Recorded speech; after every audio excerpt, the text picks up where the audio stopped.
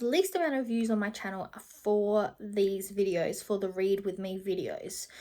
Is it because of the structure, how I'm doing them, what I'm talking about, how long they are? Please let me know your thoughts down in the comments, and let's see if I can get this done in 10 minutes or less.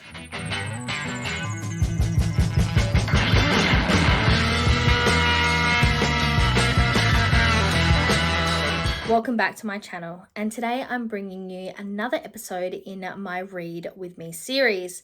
This is a series where I go through what books I'm reading and how I'm going with my reading challenges. This time around, I've read 6 books, all of which were audiobooks, and 4 of those mark off a colour in my Colour Me Reading Challenge, which is the reading challenge that I created with Samantha from Makeup Mania and More. Obviously, I'll have all that information down below, as well as everyone else who is joining in on these reading challenges. The first book I read is Ice Planet Barbarians by Ruby Dixon, and it is a science fiction romance. And by romance, I mean spicy romance.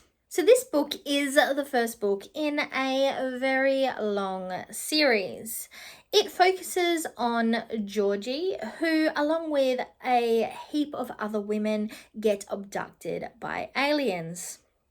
Due to some technical difficulties, they crash land on a ice planet that is inhabited by these blue Viking style, barbarian style alien species. Georgie meets Vectel and they quickly start a budding romance. And the story follows their, love affair transition into maybe more than just friends. The spice between Georgie and Vectel is pretty good, but I will say, trigger warning, there is a scene of sexual assault in the early stages of the book. And that incident does have lasting effects on the storyline.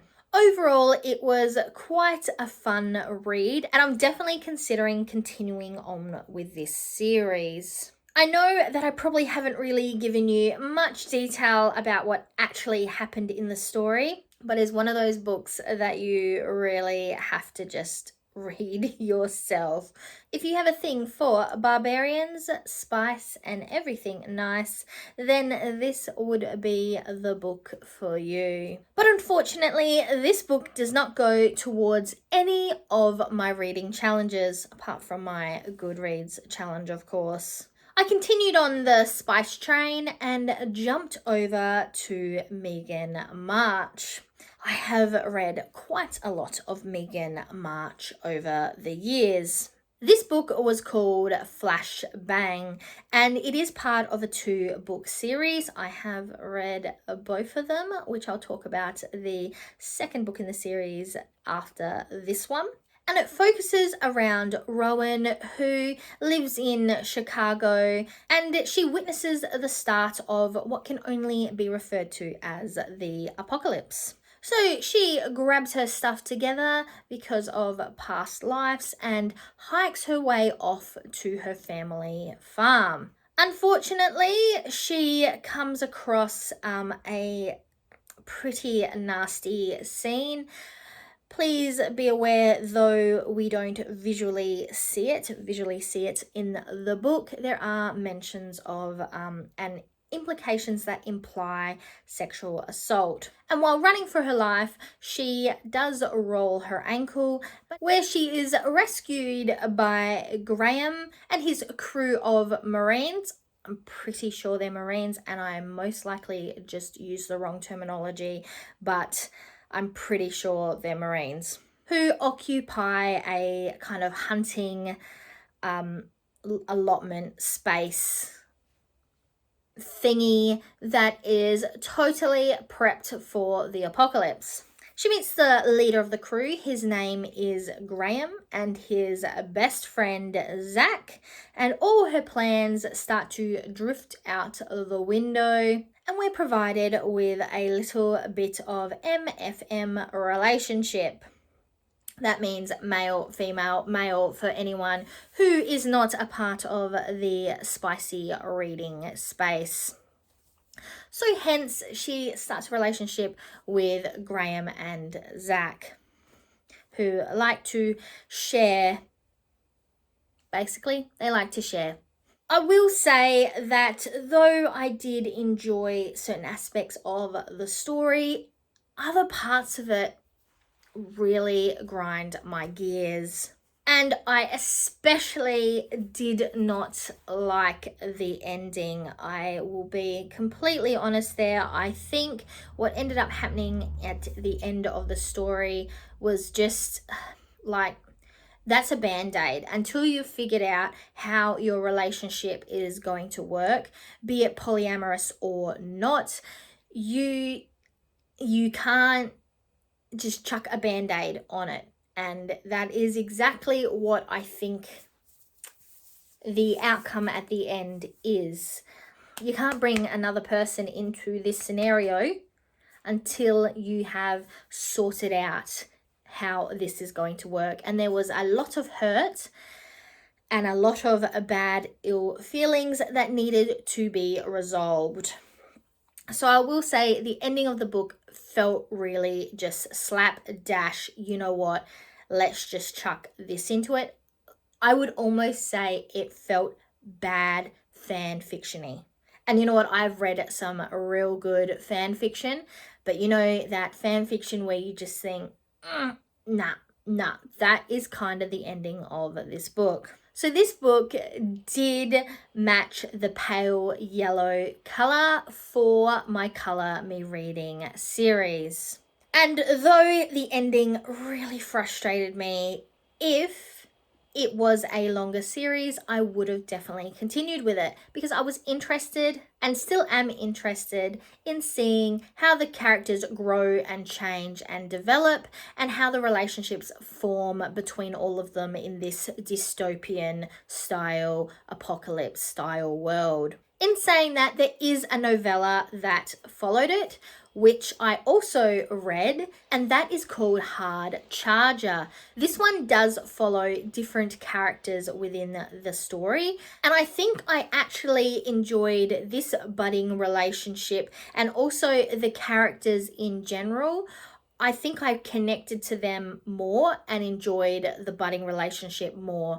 It is also an MFM story. And I do think if this was a expanded series, they were kind of prepping even a little bit in the novella for another potential MFM relationship. This book did match to my neon green color for the Color Me Reading challenge. I stuck with Megan March for the next book I read, and that was Beneath These Chains, which is the third book in the Beneath series, and it goes towards the plum color for my Color Me Reading challenge.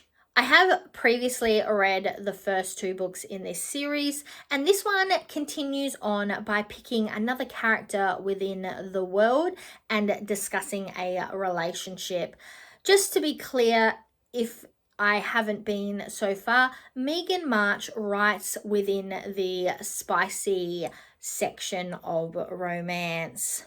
So this one specifically follows Lord, who runs the Chains pawn shop, and Elle, who is best friends with one of the characters from the previous book. Elle has a rough family life, while Lord is essentially an orphan.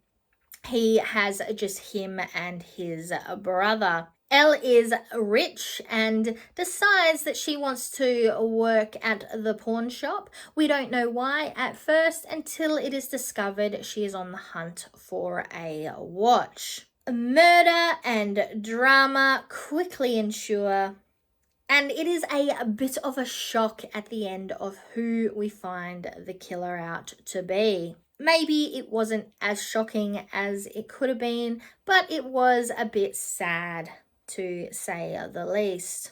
The best part about romance, be it spicy or not, romance in itself, a book that fits within the romance category, always has a happy ending. Well, a happy ending for the couple. It's a boy meets girl, they end up together style story. Overall, I did enjoy the story and I liked Lord and Elle's relationship, but at times it did feel a little over the top, and I probably didn't connect as much as I would have liked to the characters. I didn't have this issue with the next book I read, which was Beneath These Scars, also by Megan March. This one did go towards my hunter green color for my Color Me Reading challenge. And this one follows Eve Santos and Lucas Titan, who we have previously come to know in the past books. Eve is, I guess, from the rough side of town, but she's working herself up, working in Dirty Dog, which is a upper class vintage style kitschy clothing store. And Lucas Titan is he's made his money. He is a money man, big business, big company. Eve has come from a traumatic past, and that past gets released from jail and comes back to bite. Well, we think it is her past. To try to hide from it, Eve ends up staying the night at Lucas's house, which is unbeknownst to her when she first goes there, and some spicy time ensures. Lucas is used to getting what he wants and throwing money at it until he gets it.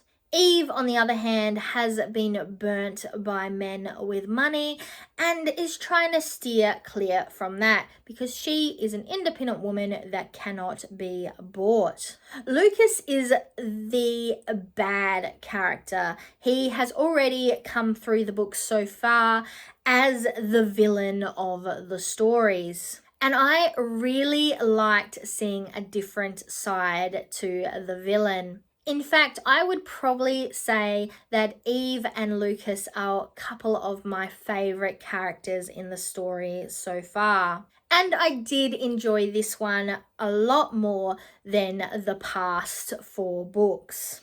And finally, I read Present Over Perfect, Leaving Behind Frantic for Simpler. This is by Shauna Nyquist.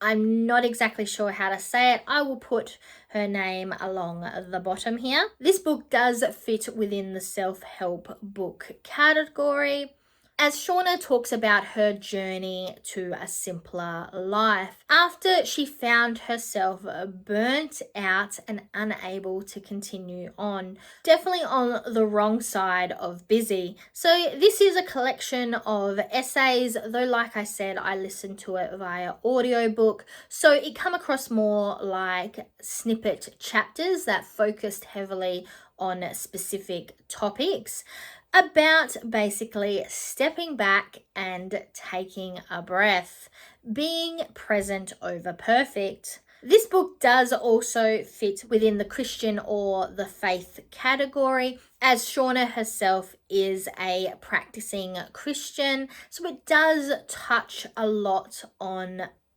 religion and your place within the world in relation to religion and God, etc. I will say though, I am not religious, but I didn't find the amount of religious content to be too overwhelming. So I would say whether you yourself are a Christian or not, or have any other faith, I think that you could get something from this book if you went into it open-minded and took the information on board regardless of the religious packaging some of it comes in. I do think that it is a book that I probably definitely need. Will I change my dastardly ways? Probably not. I'm still in that place of being too busy and struggle sometimes to step back from it, hence why I read the book. Shauna was also the narrator for this book, which really made it feel cozy to listen to. I really enjoy when you listen to self-help books or inspirational books where the narration is done by the author. It just feels like there is more of a connection between what they're reading and the person who's reading it.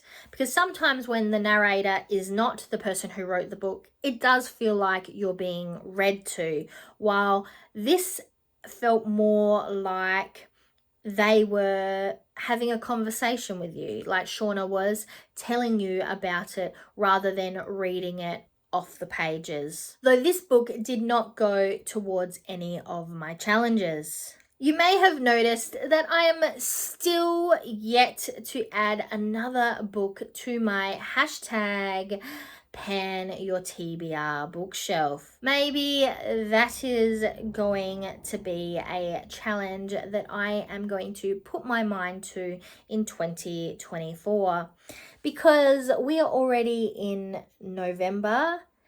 It's nearly 2024. And you know that book that I said I was going to read at the start of the season, the start of the year? You know what one I'm talking about. I am yet to even pick it up. Maybe that will be a challenge for 2024. But with that all said and done, I'm Verity. This was the next episode in my Read With Me series. And now to the outro.